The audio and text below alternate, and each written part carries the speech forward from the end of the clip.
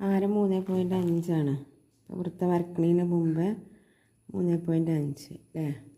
3ൻ്റെ 0യിൽ വെച്ചിട്ട് ശേഷം 3.5ലേക്ക് എടുക്കുക, വൃത്തം വരക്കുക.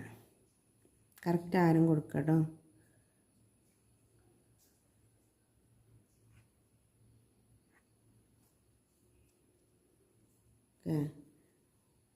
അതിനുശേഷം ഒരാരം കേന്ദ്രത്തിൽ നിന്ന് വൃത്തത്തിലേക്ക്.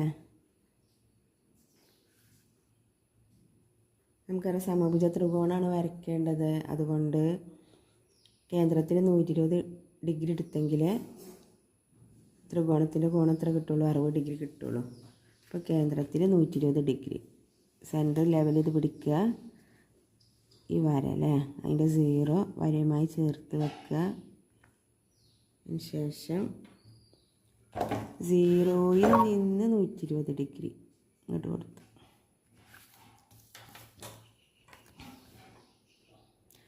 ഈ പോയിൻറ്റും ചേർത്ത് പിടിക്കുക. പക്ഷെ വൃത്തം വരെ വരച്ചാൽ മതി കേട്ടോ.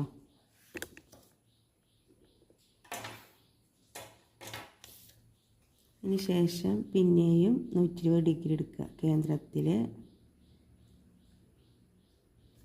ചേർത്ത് വെച്ചതിന് ശേഷം 0യിൽ നിന്ന് 120 ഡിഗ്രി.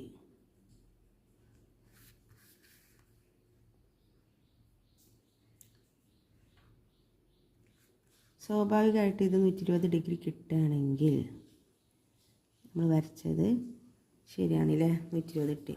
അപ്പോൾ ഇവിടെയും 120 കിട്ടി, ഇവിടെയും 120 കിട്ടി, ഇവിടെയും 120 ഡിഗ്രി കിട്ടി. നമുക്കിവർ ചേർത്ത് വരച്ച് കൊടുത്താൽ മതി.